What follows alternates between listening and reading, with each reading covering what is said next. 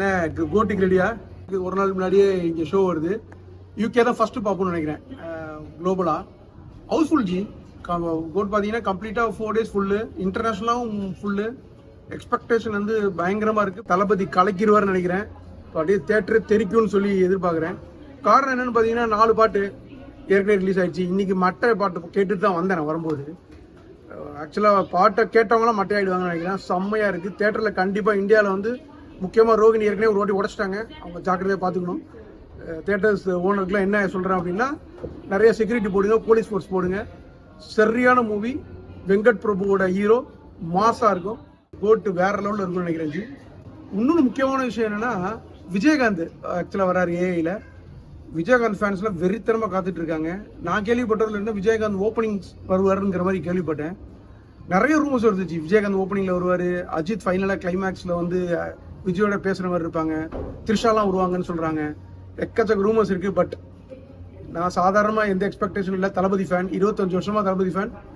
கண்டிப்பாக மாஸாக இருக்கும். லியோ இது பயங்கரமாக பப்ளிசிட்டி இருந்துச்சு. பட் அந்த அளவுக்கு எனக்கு ஓகே இல்லை. பட் இந்த படம் வந்து அடித்து சொல்கிறேன், வெங்கட் பிரபுவோட விஜய்க்கு ஃபேர்வெல், சரியான ஃபேர்வெல்.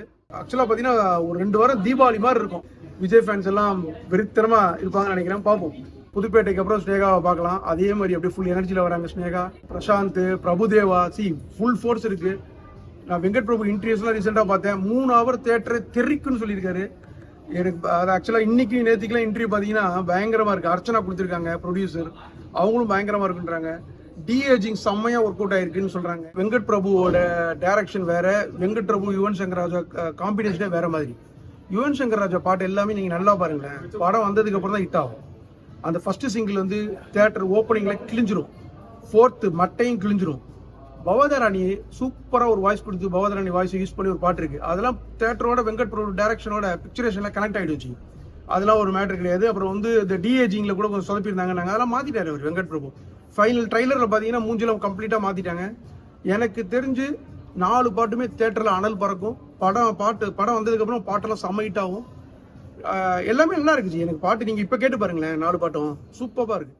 ஸோ யுவன் சங்கர் ராஜா அவரை என்னதான் நீங்கள் டிமோட்டிவேட் பண்ணாலும் தலை கிங்கு தான். நீங்கள் படம் பார்த்துட்டு சொல்லுவீங்க. விஜய் ஒருத்தர் போதும். 3 மணி நேரம் விஜயை பார்க்கறதுக்கு வந்தால் போதும். நீங்கள் யாரெல்லாம் வெங்கட் பிரபு வச்சு செஞ்சுருக்காரு படத்தை. லியோ, வாரிசு அதெல்லாம் வந்து பார்த்தீங்கன்னா எமோஷனல் இருக்கும். வெங்கட் பிரபுட்ட எமோஷனலே எதிர்பார்க்க முடியாது. வந்தியா பார்ட்டி பண்ணியா என்ஜாய் பண்ணியா போய்கிட்டே இருக்கணும். 3 மணி நேரம் 3 நிமிஷம் உங்களுக்கு போகிறதே தெரியாது. இதே இன்னும் 20 வருஷம் கழிச்சு இது ரிலீஸ் ஆனால் கில்லி மாதிரி 4 வாரம் ஹவுஸ்ஃபுல் ஆகும். கோட்டுக்கு செம்ம கான்ஃபிடென்ட்டு, 100%. நான் மறுபடியும் சொல்கிறேன், தமிழ்நாட்டில் உள்ள விஜய் ரசிகர்கள்லாம் சும்மா கலக்குங்க, கொண்டாடுங்க. உங்களுக்கு தீபாவளி செப்டம்பர் 5, எங்களுக்கு தீபாவளி செப்டம்பர் 4.